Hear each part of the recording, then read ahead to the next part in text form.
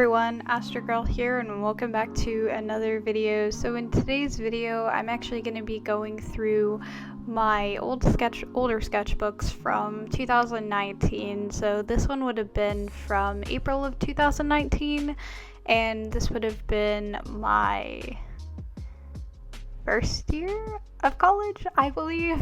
I can't exactly remember. It's been kind of a while, but yeah, anyway, you can see that I was experimenting a lot with watercolor. I had quite a few projects that I tried to incorporate into my sketchbook to really figure things out. There's a lot of experimentation with watercolor because I really loved this sketchbook paper. I am kind of a fanatic when it comes to paper. I have to have specific paper and I have to like the way the paper feels, so I'm actually quite picky with my own sketchbooks. I mean, that was me a year and a half ago. No, that's almost 2 years ago. Sorry, I have the brain that we're still in 2020. So yeah, that was me way back then. I actually don't really care too much about my sketchbooks anymore. I kind of don't try to make them really pretty. I used to, because I was constantly around people that had beautiful sketchbooks and I wanted to have the pretty cal art kind of sketchbook. Obviously, I'm not at that level, but I always was admiring and looking at people around the college and, aspiring to be better. And unfortunately, it led me down a path of being more of illustration, but I actually in animation. And I think my art, now that I look back at it, I can see why they probably thought I was more of an illustrator. I think I'm more of an animator now because I have more of the brain and understanding of structure and the principles of animation and more things that actually gear toward the industry and things that I like. I find myself now enjoying more of drawing backgrounds and layouts, and you can kind of see that in this sketchbook actually, that I was really playing around with that and learning how to incorporate backgrounds into my own art and really figuring things out that way as well. Near the end of the sketchbook, you can also see that I actually started to play around with some gouache mixed with watercolor. I actually had this gouache that I got from the college as part of my art kit when I started the program, and I really felt the need to really try and play around with it because I was like, you know what, this seems like a really, really cool art material, and I wanted to learn and get better at it. I also ended up getting this cheaper set off Amazon that actually worked just as well. It was really great, and it's like a jelly cup gouache. It's really neat actually. So yeah, near the end of the sketchbook, I just kept looking up things on Pinterest and trying to paint them with gouache and get better at it.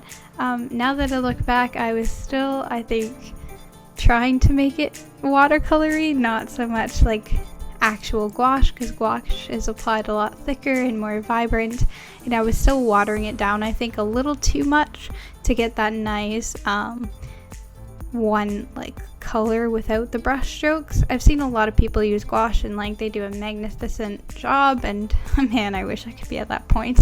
I'm still I think the problem is I'm so used to painting with acrylics, and I was doing a lot of oils too, so I was still figuring that out and how to differentiate the two materials.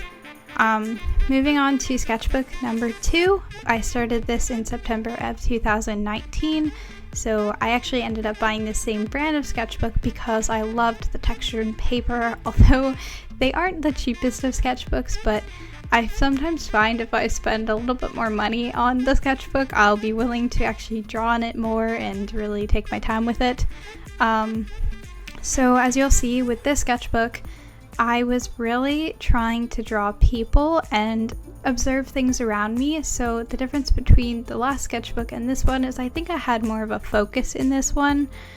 This one was just focused on really looking at my classmates and drawing them and learning how to draw with pen strictly, and learning to accept mistakes on the paper with only being able to draw with pen, obviously, like, you can't erase, and so I think this helped me build a certain kind of confidence with having not the ability to erase. This here is a spread of my friends. We went out for some drinks across the street. That was really cool, and a lot of us were just doodling, so that was really neat. Also in the sketchbook, you'll see there's a couple pages in here I had to do some drawings from our art history class. We had to like draw them in our sketchbook and submit them and shown that we were actually like a present in class, because it was such a large lecture hall. She just wanted to make sure we were actually attending instead of doing attendance with like, I don't know, 150 people, probably more than that. The shoes drawings and the faces were actually from my painting class. We were actually learning about egg tempera, and oh my god, it was not a fun time. That class I used to dread going to. It was not a great time. Yeah, so here are some of the doodles from the art history lecture. It was like a woman. I don't even remember the name of it. Yeah, that was like, it feels so long ago, to be honest, because of this whole quarantine thing. Being quarantined for so long because of COVID, and I'm sure you all understand. It's definitely been a weird time.